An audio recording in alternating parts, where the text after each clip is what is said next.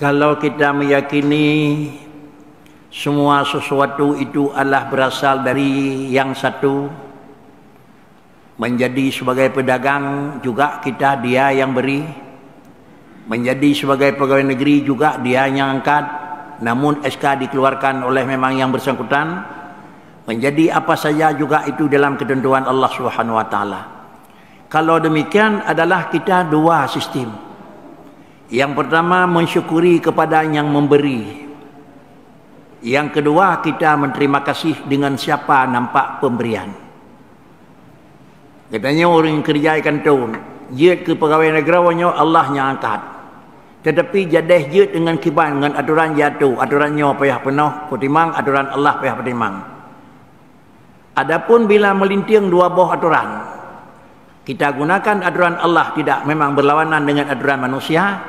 Kita gunakan aturan manusia berlawanan dengan aturan Allah. Itu kembali kepada kita. Apakah kita utamakan Allah atau kita utamakan manusia? Kalau aturan Allah yang bertentangan tapi aturan manusia tidak bertentangan, sama dengan kalau ada satu pekerjaan, kalau menurut kita sebagai orang mukmin, utamakan dulu adalah ketentuan yang ditentukan oleh Allah. Karena aturan Allah tidak ada tujuan.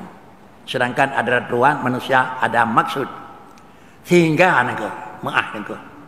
Bila nganjelah-jelah agama mupa ada je berbengeh tu. Palingan kenapa demikian? Tapi kalau memang bukan dengan aturan agama mupa, pakan bagai bengeh bahkan tautut engkau. Tadi kedi nanya kau ranyo kau tak puasa kanya kan baranyo kan tinggal tu raya tu lusa. Barasa orang hameh tu raya engkau. Nyai mupa ngagama puhan engkau. Sumu liru yatih wa aftilu liru yatih. Ambil perkara-perkara kamu akan naik kamunya memang toleransi pun toleransi luar agama ni. Yang dalam agama baca toleransi dia pakai saya pada biar pelayan jedang kena dengar pegah banyak. Pakainya bengeh pakai je hamil tahu. Inilah kita.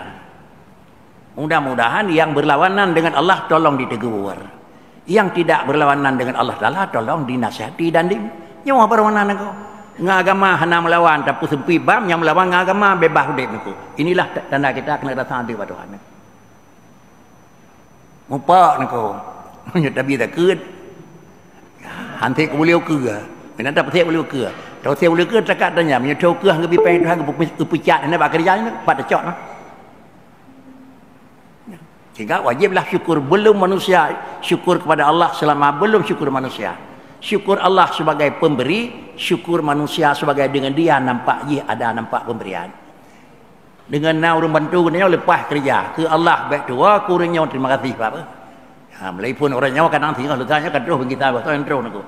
Cu raya badan di mbaknya bak jitu orang kaya terima kasih ke Allah. Orang jantat terima kasih Pak. Terima kasih. Biar fikir bantu alhamdulillah aku. Kajian awal yo dalam tepu punya. Ayuk boleh tinggal aku. Pakai kurang japis terima kasih kalau pun dah musim puasa hanya kerja ia menyola baca pang dia ia muka puasa yang tahu ke senang-senang bah lu ajuk tu itulah manusia ni tengap tak ke Tuhan hana ngau orang pun jeut je ni mungkin begitu atau apa.